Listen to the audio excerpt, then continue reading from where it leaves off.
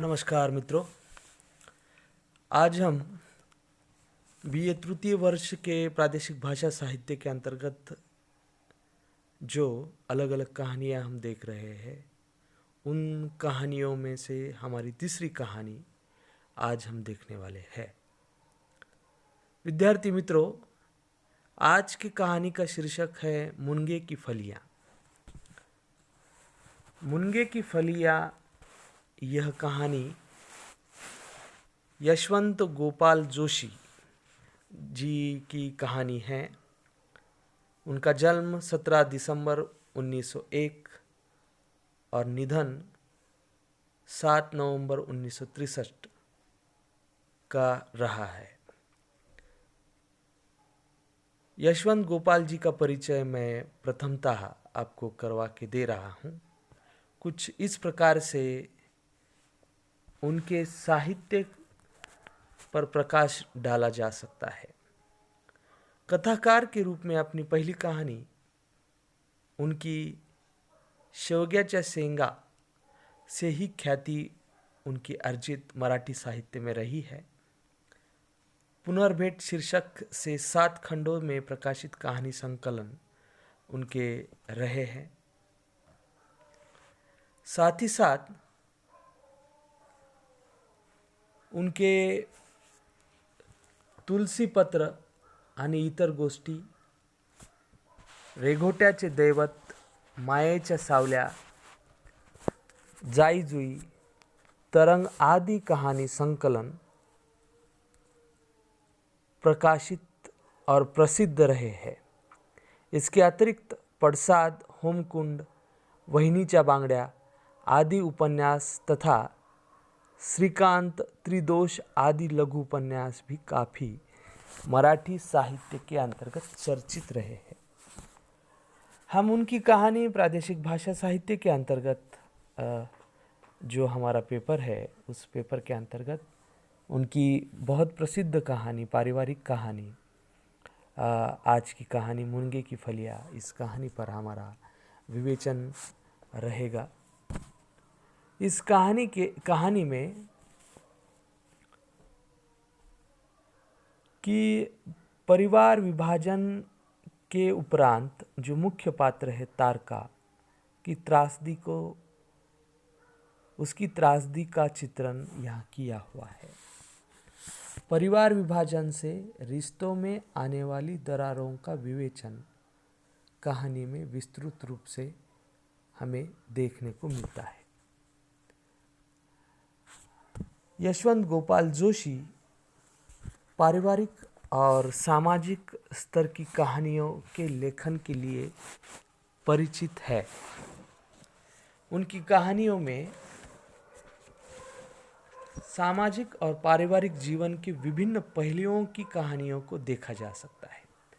मध्यम वर्गीय जीवन को स्पष्ट रूप से उनकी त्रासदी के अलग अलग मध्यम वर्गीय जीवन में व्यतीत करने वाले जो पात्र है, उनके जीवन पर प्रकाश डालने वाली कहानी को देखा जा सकता है। अब मुनगे की फलियाँ भी इसी प्रकार की कहानी है, उसका विवेचन हम कर रहे हैं। मुनगे की फलियाँ के अंतर्गत मैं प्रथमतः मुख्यतः इसमें मुख्य पात्र जो है तारका नाम की, वह पीड़िता लड़की है जो अपने पिता के मृत्यु के बाद वह अकेली है। उसका चित्रण पारिवारिक किस तरह से उसकी कश्मकश का चित्रण, उसकी मनोदशा का चित्रण इस कहानी में स्पष्ट रूप से यशवंत गोपाल जोशी जी ने किया हुआ है। कहानी में दामोदर पंत एक रईस व्यक्ति थे जो तारका के पिताजी है। उस पिता की मृत्यु के बाद किस तरह से उसकी पारिवारिक अपने भाइयों के साथ जो पिता की मृत्यु के बाद जो किस प्रकार से परिवार विभाजित हो जाता है और फिर विभाजन के बाद उस तारका का किस प्रकार से उसकी मनोदशा का चित्रण इसमें दिया हुआ है। देखिए, दामोदर पंत एक रईस व्यक्ति थे। उन्हें श्रीनिवास, नारायण तथा अमृत आदि 3 लड़के थे तथा 2 लड़कियां थी, जिसमें सबसे छोटी तारका थी, वह अविवाहित थी। दामोदर पंत अपनी लड़की तारका के विवाह की इच्छा पूरी करने से पहले ही उनकी मृत्यु हो जाती है। उनकी मृत्यु होते ही घर में लूट सी मच जाती है। दामोदर पंत ने कोई वसीयत नहीं की थी, इसीलिए घर की औरतें अपने अपने गहनों पर अधिकार जताते हुए अपने मायके से जो चीज़ें लाई है वो छिपाने लगती है। वैसे तीनों भाई पहले से अलग अलग होना चाहते थे, परंतु पिता की मृत्यु के बाद 7 दिन पूरे होते ही बंटवारे की हलचलें हो जाती है। एस्टेट का बंटवारा तो हो जाता है, परंतु अविवाहित तारका का क्या किया जाए? विवाह होने तक उसकी जिम्मेदारी कौन ले?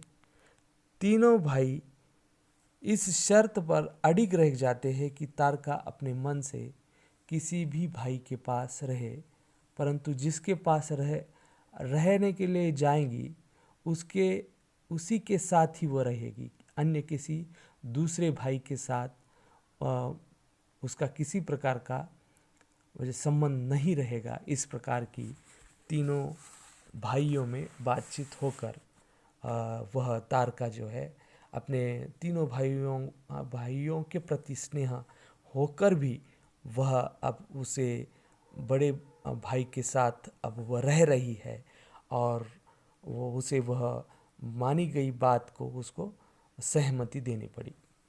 इस प्रकार से अन्य 2 भाई से बात तो बहुत दूर की बात रही, उनकी ओर देखना तक नहीं। तारका के सामने प्रश्न खड़ा हो जाता है कि वह किससे अपनाए और किसे त्याग दे, परंतु निर्णय लेना तो जरूरी था। अंततः वह अपने बड़े भाई के पास रहना पसंद करती है, क्योंकि वे पैतृक निवास में रहने वाले थे। इस प्रकार से अब उसकी कश्मकश का चित्रण आगे स्पष्ट रूप से कहानीकार ने दिया हुआ है। तारका के साथ उसकी भाभी का व्यवहार अच्छा नहीं था, इसीलिए तारका में सहम कर रहती थी। कई बार उसके मन में प्रश्न उपस्थित हो जाते कि बाहर से आने वाली ये बहुएं अचानक मालकिन कैसे बन जाती है? भाई लोग इतने जल्द उनके कहने में कैसे आ जाते हैं? वे घर की कन्याओं के साथ इतना दुर्व्यवहार क्यों कर रहे हैं? परंतु इन सवालों के जवाब उसके पास नहीं है।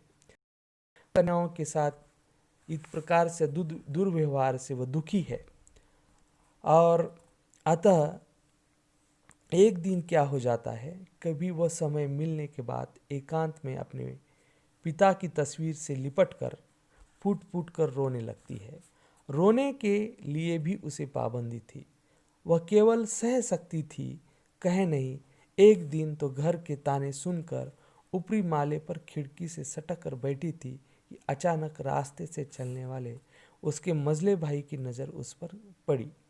पर क्या करे, वह कसम खाकर रह गई। भाई से चिपट फूट कर रोना चाहती थी, चिपक कर अपनी बात को रखना चाह रही थी। वह स्नेह से अपने किसी दूसरे भाई के साथ वह अपना दर्द बांटना चाह रही थी। उदास बैठी तारका के मन में एक बात आ जाती है। वह लाठी लेकर मुंगने की फलियां को तोड़ती है और चाची के पास ले जाती है। पिता की मृत्यु के बाद पहली बार वह घर से बाहर निकली थी। चाची उसे गले लगाती है, वह फूट कर रोने लगती है। इतने में चाची से मिलने मझला भाई नारायण आ जाता है। उसे देखते ही तारका चाची से कह रही है कि चाची, मैं तुम्हें बाद में फलियां दे दूंगी, अब मैं फलियां भैया को दे दो। ये जो फलियां मैंने तोड़ी हुई है वो फलियां वह भैया को दे दो, इस प्रकार से वह अपना स्नेह रख रही है। नारायण की आंखें भी भर आती है। उसी समय छोटा भाई अमरुद भी आ जाता है। तारका उसे भी कुछ फलियां देने लगती है। इसी समय पत्नी के कहने में आकर चाची से जवाब तलब करने के हिसाब से श्रीनिवास भी वहां पहुंच जाता है। परंतु अंदर की बात सुनकर वे वहीं पर ठिठक जाते हैं। तारका की भावुक बातें सुनकर वे पिघल जाते हैं। परंतु जैसे ही तारका अपने बड़े भाई को देखती है, वह बड़े भाई के सामने गिड़गिड़ाने लगती है, भैया, मैं तो चाची को मिलने आई थी, अचानक ये दोनों मुझे मिले। मुझे घर से मत निकालना, मैं अनाथ हो जाऊंगी, मुझे अनाथ मत करना। श्रीनिवास पहले से ही पसीज गए थे। उन्होंने कहा, रो मत बेटी, रो मत। तारका जीव भर रो लेती है। श्रीनिवास पूछते हैं कि तुम क्यों रो रही थी। उस पर तारका कहती है कि मैं अपने तीनों भाइयों को चाहती हूँ, लेकिन मुझे एक ही मिल रहा है। श्रीनिवास उसे विश्वास दिलाता है कि अब उसके लिए ये पाबंदी नहीं रहेगी। वह चाहे जिस भाई के साथ रहना चाहती है वह रह सकती है। गुस्से में जो कुछ कहा गया उसे भूल जाओ। अब इस प्रकार से वह तीनों परिवार के जो भाई है वह अपनी बहन से लगाव रखते हैं। इस प्रकार से तारका को अपने भाई के शब्द अविश्वसनीय लगते हैं। फिर भी वह पुनः पूछती है और कहती है, मेरे विवाह तक मैं तीनों भाइयों के पास जाना चाहती हूँ, आपके साथ रहना चाहती हूँ। तीनों भाइयों से प्रेम अगर मैं कर लूँ तो मैं अपनी खुशी खुशी से विदा मैं हो लूँगी और मेरे ससुराल में जो भी कष्ट होंगे वह कम हो जाएंगे। अगर आप सही कर रहे हो तो चलो, मैं अभी रसोई बनाकर तुम्हें एक पंक्ति में मूंगने की फलियाँ और चावल बनाकर परोसूंगी। इस प्रकार से वह अपना स्नेह रख रही है और मूंगली की फलियों के साथ साथ वह चावल परोसने की बात कह रही है। इस बात को सभी स्वीकार करते हैं। पारंपरिक संबंधों में तो दरार आई थी, वह तारका के प्रयास से दूर हो जाती है। तारका जैसी अविवाहित कन्या को जो कष्ट भुगतने पड़े, उसकी सुंदर अभिव्यक्ति मूंगने की फलियाँ कहानी के माध्यम से दिखाई देती है। इस प्रकार से जो मनुष्य क्रोध में आकर जो किस प्रकार के फैसले लेता है और उसमें जो परिवार के सदस्य उसको ना चाहकर भी उसे अपनाना पड़ता है और इस प्रकार से उनकी परिवार में छटपटाहट का चित्रण तारका के माध्यम से किया हुआ है। इस प्रकार से तारका अपने भाइयों से स्नेह रखकर भी वो सभी से मिल नहीं पाती और वह अपनी बात मूंगने की फलियों के माध्यम से अपना प्रेम और स्नेह उनके साथ इजहार करती है। और यह विभक्त रहने वाले बड़े भाई द्वारा दूसरे भाइयों से बात करने की जो सख्त ताकीद को वह यहाँ समाप्त कर देते हैं और उसकी अंतर पीड़ा का जो है यह समाप्त हो जाता है। कहानी में लेखक ने परिवार विभाजन के कारण नाते रिश्तों में आई दरार को व्यक्त करते हुए तारका जैसी अविवाहित कन्या की किस प्रकार की मनोदशा का चित्रण अभिव्यक्त किया है। यह कहानीकार मूंगने की फलियाँ के माध्यम से जिसके लेखक जो है प्रसिद्ध लेखक यशवंत गोपाल जी ने बहुत ही मार्मिकता के साथ तारका का चित्रण इसमें किया हुआ है। यहाँ तक मित्रों, ये कहानी आपको किस प्रकार से लगी, इसको कहानियों को पढ़िएगा और इस प्रकार से कहानी की कथा वस्तु मैंने आपके सम्मुख रखी, इसका विवेचन एक बार उसे मूल कहानी को टेक्स्ट बुक में पढ़कर उस मूल कहानी को लिखने की कोशिश कीजिएगा। और हमारा जो ट्यूटोरियल का जो प्रश्न जो है इसी पर रहेगा कि मूंगने की फलियाँ कहानी की कथा वस्तु अपने शब्दों में लिखिए। इस प्रकार से लिखकर वो अपना इसका ट्यूटोरियल आप तैयार करके रखिए। इसके उपरांत इस पर दूसरी कहानी की समीक्षा अगले वीडियो में देखी जाएगी। तब तक के लिए धन्यवाद।